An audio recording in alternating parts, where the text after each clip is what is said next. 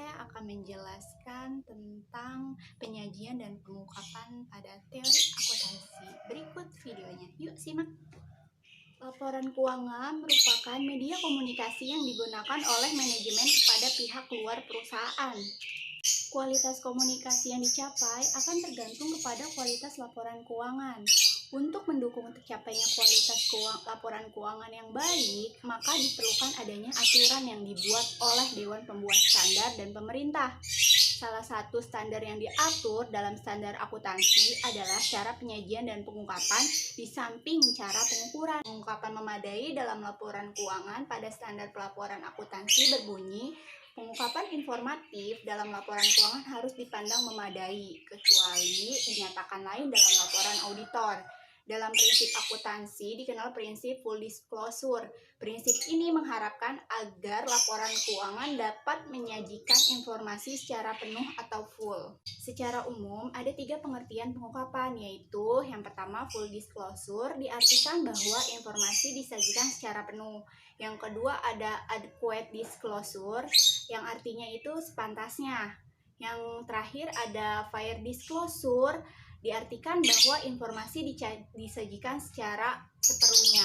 Standar akuntansi sebenarnya sangat konservatif, dia hanya mewajibkan yang bersifat adequate saja. PSAK mengatur masalah penyajian ini dengan ketentuan sebagai berikut.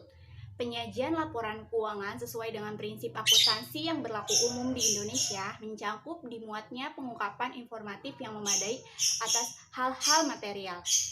Hal-hal tersebut mencakup bentuk, susunan, dan isi laporan keuangan, serta catatan atas laporan keuangan yang meliputi seperti istilah yang digunakan, rincian yang dibuat, penggolongan unsur dalam laporan keuangan, dan dasar-dasar yang digunakan untuk menghasilkan jumlah, dicantumkan dalam laporan keuangan.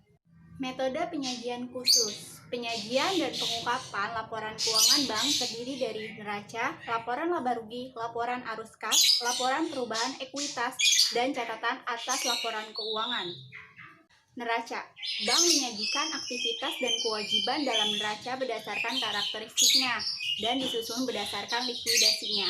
Penyajian pada neraca atau pengungkapan pada catatan atas laporan keuangan tidak terbatas pada unsur-unsur aktiva, kewajiban, dan ekuitas. Laporan laba rugi. Bank menyajikan laporan laba rugi dengan mengelompokkan pendapatan dan beban menurut karakteristiknya dan disusun dalam bentuk berjenjang yang menggambarkan pendapatan atau beban yang berasal dari kegiatan utama bank dan kegiatan lain. Laporan laba rugi bank menyajikan secara terperinci unsur pendapatan dan beban, serta membedakan antara unsur-unsur pendapatan dan beban yang berasal dari kegiatan operasional dan non-operasional. Selanjutnya, laporan perubahan ekuitas. Laporan perubahan ekuitas menyajikan peningkatan dan penurunan aktiva bersih atau kekayaan bank selama periode bersangkutan berdasarkan prinsip pengukuran tertentu yang dianut dan harus diungkapkan dalam laporan keuangan. Laporan arus kas. Laporan arus kas disajikan sesuai dengan PSAK 2. Laporan arus kas harus disusun berdasarkan kas selama periode laporan. Bank harus mengungkapkan analisis aktiva dan kewajiban menurut kelompok jatuh tempo berdasarkan periode yang tersisa, terhitung sejak tanggal neraca sampai tanggal jatuh tempo. Konsentrasi aktiva, kewajiban, dan unsur-unsur di luar negeri. Bank harus mengungkapkan konsentrasi yang signifikan dari aktiva, kewajiban, dan unsur-unsur di neraca. Pengungkapan tersebut berdasarkan daerah geografis, kelompok nasabah atau industri atau konsentrasi resiko lain.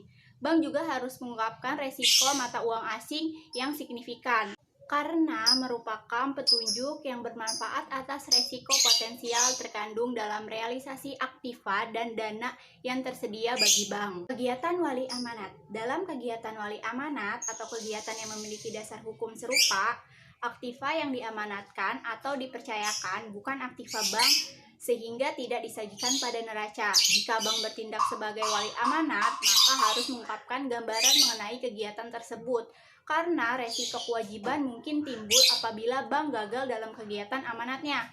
Perlu diperhatikan bahwa jasa pengamanan fisik aktiva tidak termasuk dalam kegiatan wali amanat. Nah, segitu dulu pembahasan pertemuan 12 dari saya. Kurang lebihnya mohon maaf.